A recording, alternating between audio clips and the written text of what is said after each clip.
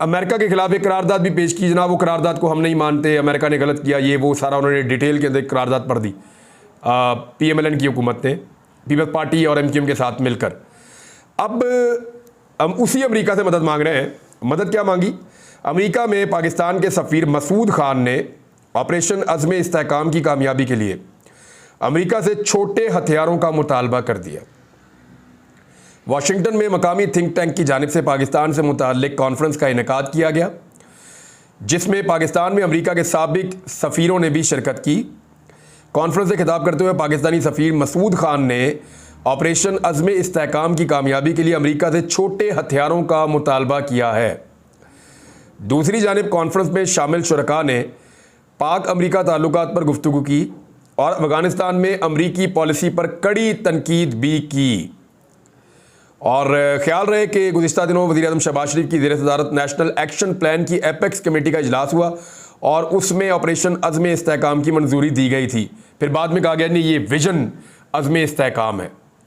अब एक चीज़ तो क्लियर हो गई है कि पाकिस्तान मांग रहा है अमेरिका से छोटे हथियार। छोटे हथियार यानी जो आप इंटरनली कॉम्बैट के लिए इस्तेमाल करते हैं, दहशतगर्दी के लिए ये हथियार इस्तेमाल होते हैं। तो इसका मतलब है पाकिस्तान जो ये बार बार कह रहा है कि एक ऑपरेशन होने नहीं जा रहा, तो एक्चुअली ये एक ऑपरेशन ही है। और ये जो मदद मांगने का एक अमल है, ये इस बात को साबित भी करता है। अच्छा, पाकिस्तान ने यह भी कहा है कि अफ़गानिस्तान के अंदर घुसकर भी पाकिस्तान हमले करेगा और जो दहशतगर्द वहाँ पे मौजूद हैं अफ़गान सरजमीन पे, उनको भी निशाना बनाया जाएगा पाकिस्तानी फोर्सेस की जानिब से।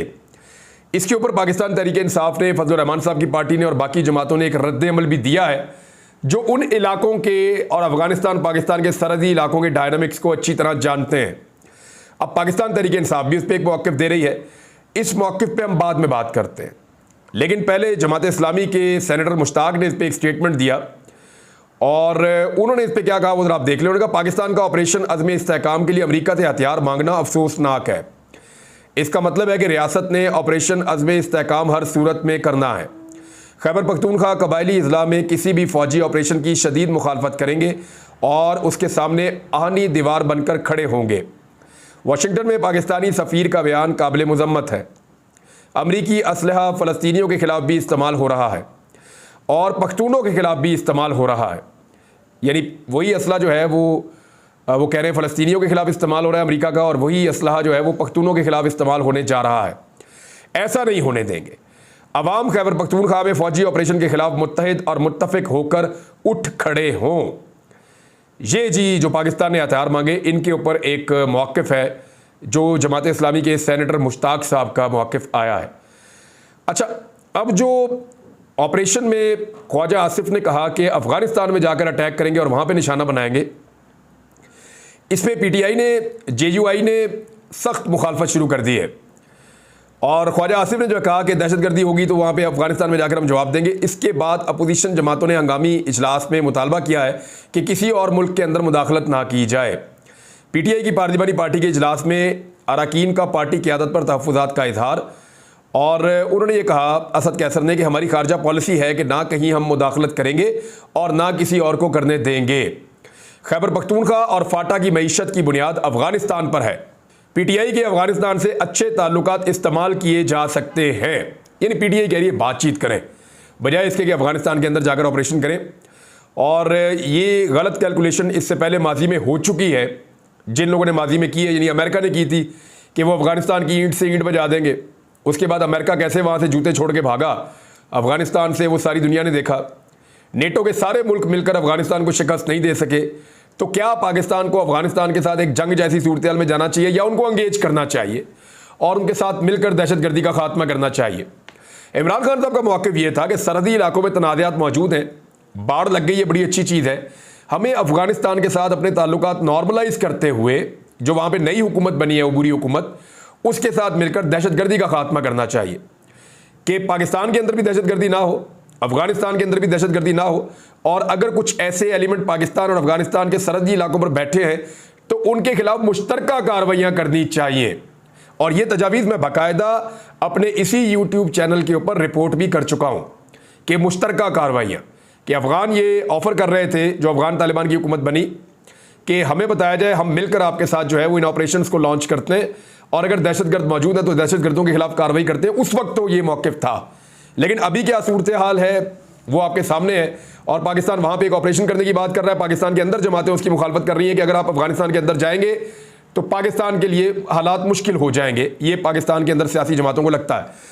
बहरहाल एक करारदाद तो पेश कर दी हुकूमत ने अमेरिका की करारदाद के खिलाफ, लेकिन नजम सेठी ने एक अंदर की खबर ला कर दी है। और नजम सेठी का हवाला मैं इसलिए देता हूँ कि नजम सेठी नवाज शरीफ के बहुत करीबी दोस्तों में से एक है।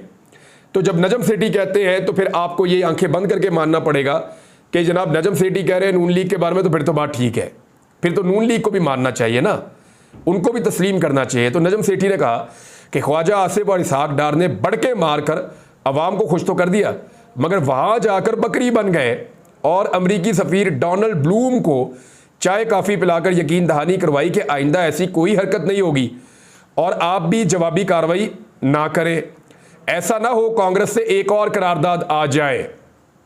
ये जी नजम सेठी साहब ने फरमाया है। तो फजलुर रहमान साहब ने भी कहा वज़ीर दिफा का जो बयान का अंदाज पाक अफगान के दरमियान बेहतर ताल्लुकात की अलामत नहीं है। वो ये कह रहे हैं कि हमारे पास रास्ते हैं, हम बेहतर ताल्लुकात की तरफ जा सकते हैं। उन्होंने कहा कि जहां ऐसी जंगी तरबियत के नतीजे में फैसले होंगे तो फिर इसी तरह होगा। ऐसे फैसलों से फिर खित्ते में कोई हमारा दोस्त नहीं रहेगा। ना हमारी आंखें खुली हैं और ना ही हमारे दिल की आंखें खुली हैं। बड़ा क्लियरली फजल रहमान साहब ने भी वार्न किया इस हुकूमत को कि जनाब आप अफगानिस्तान के साथ एक नई जंग में जाने से बेहतर है आप एंगेजमेंट में जाएं और आप डायलॉग्स करें। पाकिस्तान ने फौरी तौर पे दो बड़ी तब्दीलियां कर दी हैं आलमी सतह पे अपने सफ़ीरों को लेकर। एक तो ये सफारती महाज के ऊपर अमेरिका में जो पाकिस्तान के सफ़ीर हैं उनको तब्दील कर दिया है। रिजवान सईद अमेरिका में पाकिस्तान के नई सफ़ीर जो है वो तैनात कर दिए गए हैं। अक़वाम मुत्तहिदा में पाकिस्तान के मुस्तकिल मंदूब भी तब्दील हो गए हैं। यानी मेरे ख्याल में अगर पाकिस्तान पॉलिसी बदल रहा है तो साथ साथ उस पॉलिसी को प्रोजेक्ट करने के लिए अपने लोगों को भी पाकिस्तान तब्दील कर रहा है। देखते हैं इसका फ़ायदा होता है या नहीं होता। इमरान खान साहब के हवाले से एक बड़ी खबर है। मैंने आपको पिछले वीलॉग में बताया था पाकिस्तान तहरीक इंसाफ में कोई डिवाइड पैदा हो रही है। उस पर इमरान खान साहब ने जो धड़ेबंदी पाकिस्तान तहरीक इंसाफ में हो रही है जिसका तहरीक इंसाफ को बहुत नुकसान हो रहा है और आने वाले वक्त में तहरीक इंसाफ जो पूरी एक तहरीक खड़ी करने जा रही है उस तहरीक को शुरू होने से पहले बहुत बड़ा डैमेज होने के खदशात पैदा हो गए। तो ऐसे में इमरान खान साहब ने पार्टी में धड़ेबंदी और फॉरवर्ड ब्लॉक बनाने वाले अरकान के नाम मांग लिए हैं और इमरान खान साहब ने कहा कि मुझे नाम दिए जाएं कि वो कौन बंदे हैं जो पार्टी के अंदर धड़ेबंदी कर रहे हैं, वो कौन लोग हैं जो इस वक्त पार्टी को डिवाइड करने की कोशिश कर रहे हैं। इमरान खान ने पार्टी की आदत से आइंदा मुलाकात में सेनेट और कौमी असम्बली में फॉरवर्ड ब्लॉक में मुलव्वस अरकान के नाम पेश करने की हदायत की है। इमरान खान ने पार्टी डिसिप्लिन पर सख्ती से अमल दरामद करने की हदायत की है और हदायत दी हैं कि पार्टी डिसिप्लिन की मुसलसल खिलाफ वर्जी करने वालों के खिलाफ कार्रवाई की जाए पार्टी की जानिब से। तो ये तो एक इमरान खान साहब ने संभालने की कोशिश की अपनी पार्टी को, क्योंकि उनकी सारी उम्मीद जो है वो इस बात से कि उनकी पार्टी का एक स्ट्रक्चर मौजूद रहा तो पब्लिक उनकी पार्टी के साथ मिलकर एक फैसला कुन किस्म का एहतजाज कर सकती है। इमरान खान साहब को ये लगता है और देखिए उनके दावे अभी तक तो सही साबित हुए हैं। अब उनका एक दावा यह है कि लोग बहुत बड़े पैमाने पे बहुत बड़ी तादाद में निकलेंगे। तो अब तक तो वो जो कहते हैं चीज़ें वैसे ही होती आई हैं। देखते हैं कि इमरान खान साहब का ये दावा कितना ठीक रहता है। लेकिन इसके रास्ते में जो एक बड़ी रुकावट है वो रुकावट उनकी पार्टी के अंदर जो इख्तलाफात पैदा हो रहे हैं वो है। नाज़रीन, IMF का बजट पाकिस्तान ने पेश किया। आपके वज़ीर आज़म ने कहा शहबाज शरीफ ने कि जनाब IMF ने बजट बनाकर दिया है। जिन लोगों ने आवाम को मुफ्त बिजली देनी थी उन्होंने लोगों को 4-4 गुना महंगी बिजली दी।